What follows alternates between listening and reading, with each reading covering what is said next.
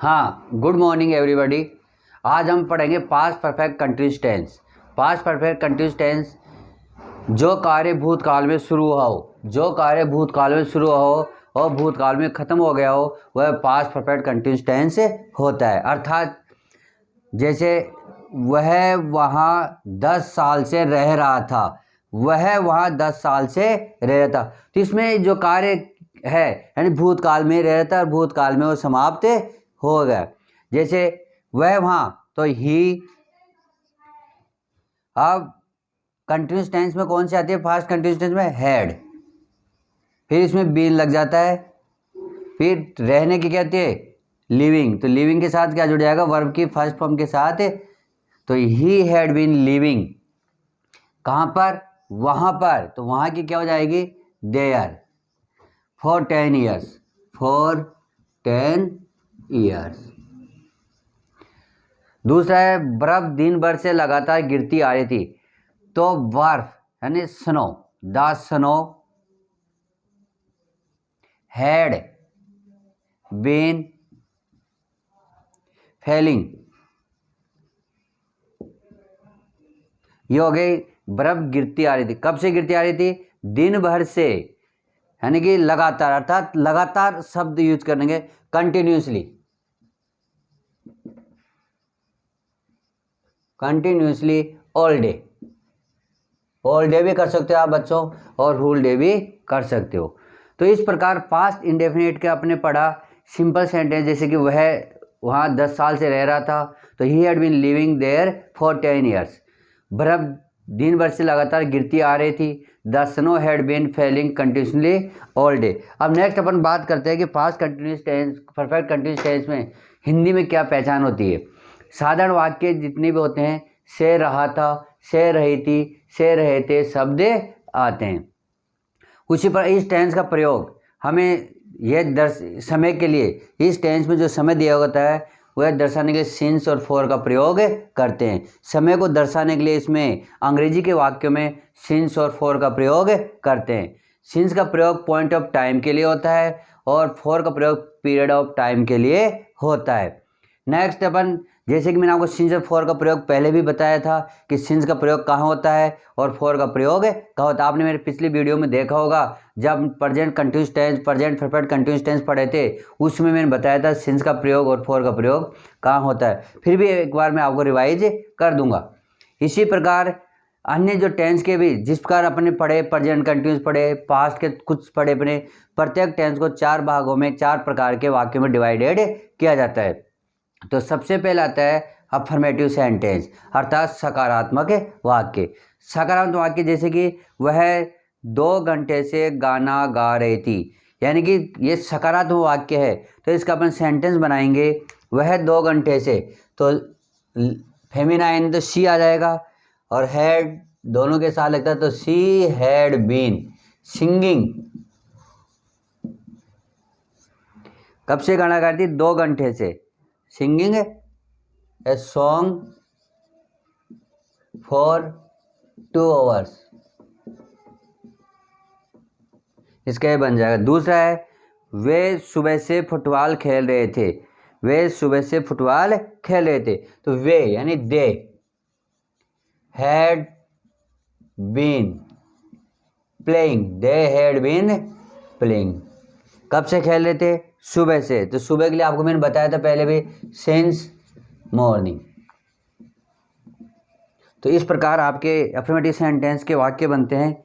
इसका स्ट्रक्चर होता है subject had plus been plus verb की फर्स्ट फॉर्म के साथ ING plus object plus since या फॉर प्लस टाइम, यह इसके वाक्य होते हैं। आप इसको स्क्रीनशॉट के साथ लिख ले सकते हो। अब नेगेटिव सेंटेंस, नेगेटिव सेंटेंस यानी नकारात्मक वाक्य, जैसे कि मैं 1990 से नहीं पढ़ा रहा था। स्ट्रक्चर आपके सामने बोर्ड पे लिखा हुआ है, subject plus had plus not plus been plus verb की फर्स्ट फॉर्म के साथ ING plus object plus since और फॉर टाइम के लिए। तो मैं के साथ मैं आई के साथ हेड, नोट थर्ड नंबर पर लगा दिया करो, तो आई हैड नोट। उसके बाद क्या दे रखा? Been, I had not been. और पढ़ाने की क्या होती है? टीचिंग। तो क्या बन गया? I had not been teaching, यानी कि मैं नहीं पढ़ा रहा था। कब से नहीं पढ़ा रहा था? 1990 से। तो 1990 आपको मैंने बताया था कि सिंस कैसे देखते हैं, कैलेंडर के अंतर्गत। तो कैलेंडर 1990 होता है, तो सिंस 1990, तो मैं 1990 से नहीं पढ़ा रहा था, ये सेंटेंस में। दूसरा है, हम 2 घंटे से तुम्हारा इंतज़ार नहीं कर रहे थे। हम यानी कि वी हो जाएगा वी। अब वी प्लूरल है तो हैड सिंगुलर प्लूरल दोनों के साथ ही इसका यूज होता है। तो we had not, we had not, फिर बीन लगा दो, इंतज़ार की, वेटिंग, किसका? तुम्हारा, फॉर यू। फिर 2 घंटे से, फॉर 2 आवर्स, ये इसका बन जाएगा 2 आवर्स, इसके लिए हो जाता है। तो इस प्रकार नेगेटिव वाक्य इस प्रकार से बनते हैं। बस सबसे पहले आपको फोकस करना है इसका स्ट्रक्चर किस प्रकार से होता है। नेक्स्ट आता है इंट्रोगेटिव सेंटेंस, अर्थात प्रश्नवाचक वाक्य, जिसमें प्रश्न पूछा जाए। इसका structure had plus subject plus been plus verb की फर्स्ट फॉर्म के साथ ING plus object plus since या फॉर प्लस टाइम होता है। क्या कल से वर्षा हो रही थी? तो हैड, हैड लगा दो आप। हैड के साथ आप किसका प्रयोग करो? वर्षा, तो इट। आप हो रही थी तो बीन लगा दो आप। रेनिंग, कल से, since yesterday, since yesterday. Had it been raining since yesterday, क्या कल से वर्षा हो रही थी। नेक्स्ट है, क्या वे 1 घंटे से शोर मचा रहे थे? तो हैड, उसके बाद वे यानी they, been, had they been, और शोर मचाने making a noise for 1 our.